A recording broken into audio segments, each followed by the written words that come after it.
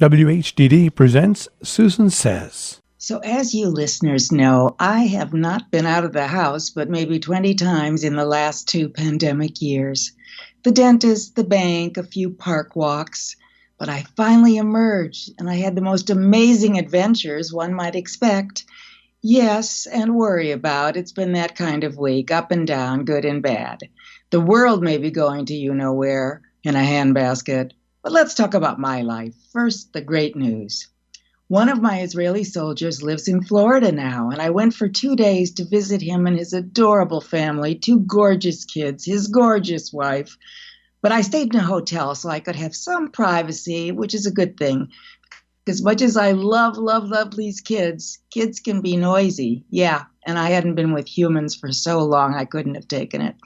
It was so great to actually touch another human, especially a beautiful 11-month-old little girl with the hugest blue eyes.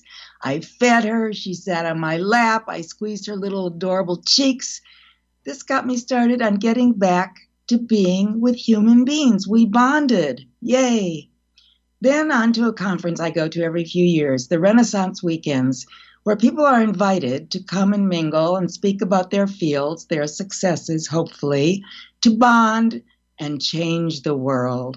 So this one was at Amelia Island, very cool place in Florida. I've never been there. I walked on the beach. Oh, I always find that so renewing, especially now. The Ritz-Carlton Hotel, really fab. Great service, nicest people, and the mattress, the best I've ever slept on. I do know some people stole pillows, not me. Others ordered them. I don't know what it is, but they know how to bed you. I'm not allowed to name the names because it's all off the record and privileged, but there were the coolest people I've ever met there, or maybe we were just exceptionally glad to be out of the house. Anyway, 2 history professors I wish I had had in college.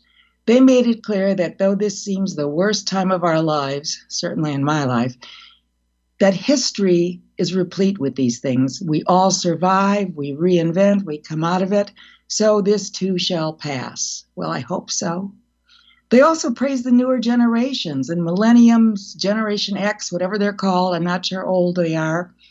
But they promise that they will save us because they're entrepreneurial, they're into change, they don't mess around, they're our hope. Wow, more about that later. So again, I can't name names, but a famous pundit doctor on TV, a specialist on COVID, says it's getting better. There might be another few variants, but we are going to get used to it, learn to live with it, and it's all going to be okay. Oh, thank you. I hope it's right. The first day I wore my mask, but since we all had to show negative tests, I actually relaxed enough to finally not wear one. Wow, what a change. The greatest person I bonded with is someone nameless, again, close to the administration. But now I'm totally sure and reassured that we are in good hands.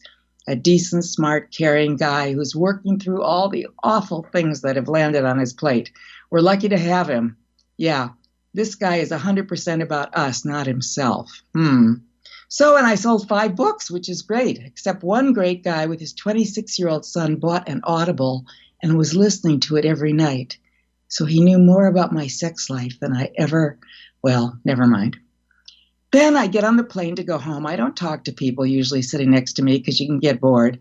But I met 2 kids of generation whatever in their 30s. The coolest, smartest, most fun couple. I loved them. I gave them my card, and they said they live a few blocks away and they're going to call me. I didn't take their cards in case they thought I was a crazy lady who will stalk them. They promised to call. We'll see. Finally, as only could happen to me, I gained 5 pounds. But then, yes, I wound up in the emergency room at Lenox Hill Hospital the next night at midnight. I had woken up with a bruise on my leg and pain in the lower calf, which I Googled. Never do that. It said it could be a deep vein thrombosis from the plane flight and could move up and kill me. I tried not to think about it, but my doctor said, go to the hospital. I finally got scared enough to go at 10:30 at night, waited an hour. Nothing showed up on the ultrasound, so I was okay. And I don't care about these complaints against Facebook. To me, it's the greatest connector ever. I posted I was in the hospital. Countless Facebook friends got in touch with good wishes and made me feel less alone and so supported. and loved, and these are mostly people I don't really know in real life either. Around 65. Good comments, yeah.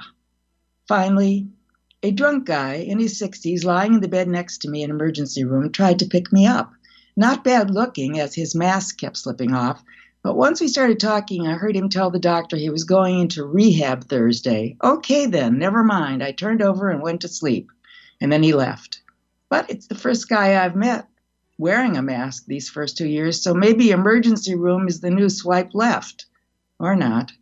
That was my week, going back to bed.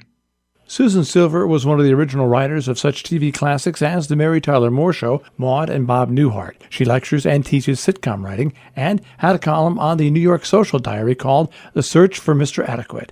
She hasn't found him yet. Appearing on TV and radio often, she expresses her views on life and opinions on everything.